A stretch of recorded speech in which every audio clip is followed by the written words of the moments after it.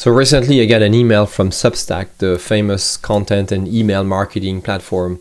And this email was asking me, hey, do you want to be discovered? And of course I want to be discovered. Who doesn't want to be discovered? Every artist want to be discovered. In fact, that's the dilemma. The eternal dilemma of the artist is to be discovered. And as entrepreneurs, we are artists. We create things with science and art. We create businesses, we create customers. Who doesn't want to be discovered? Of course we all do.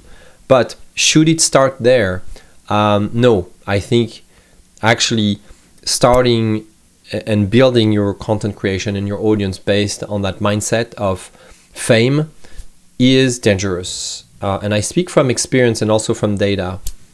Initially in my content creation career, I had this mindset very, very much. And I wanted my content to be the best, with the best visual, really, really well written. I hired a writer to help me actually write for me, a ghostwriter.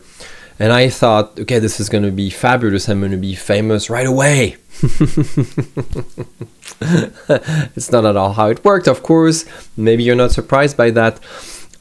Instead, I went back to square one and I didn't write to be discovered, but I started writing to discover myself, to discover my own ideas. And what I found is that my ideas were pretty unclear. So I started engaging in frequent, regular, quite intense publication cadence to really give myself more chances to articulate what I was noticing, my point of views, what I was observing, the patterns and so on. And over time, I started to clarify my ideas, organize my ideas. I came up then with an organizing framework that I call the strategic narrative methodology. It's a framework. It organizes all my content. And that's when I started to be discovered, but not just by anybody. I started to be discovered by the people who align with my values and my views. So that really helped my business. My audience is not that big. In fact, on LinkedIn, I only connect with at the most 1,000 people. I have a few more followers too. When I post this kind of video on YouTube, you can see that I have, I think, a small number of followers. Do I want my audience to grow? Of course I do. Of course I want to be discovered.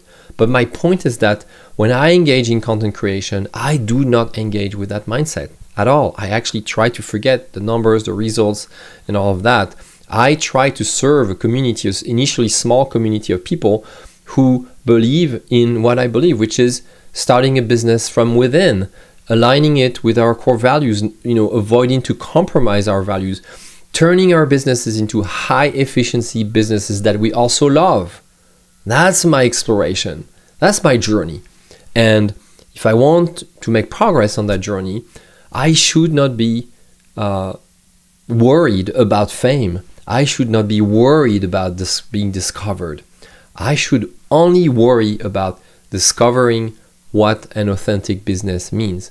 How do you build one? How do you sustain one? How do you organize one? How do you make one profitable?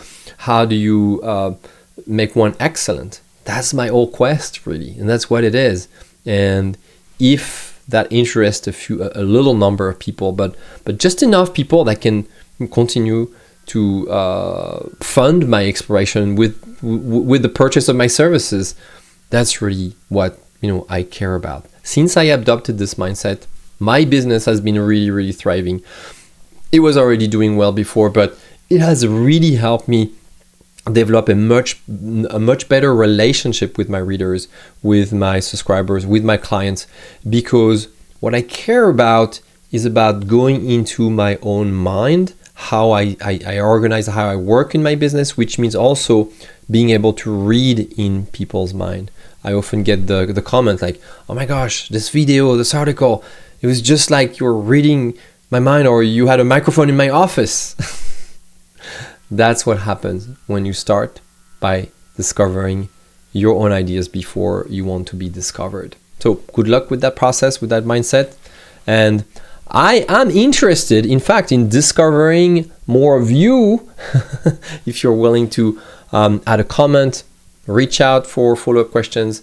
I would love to know what kind of mindset do you adopt when you engage into content creation?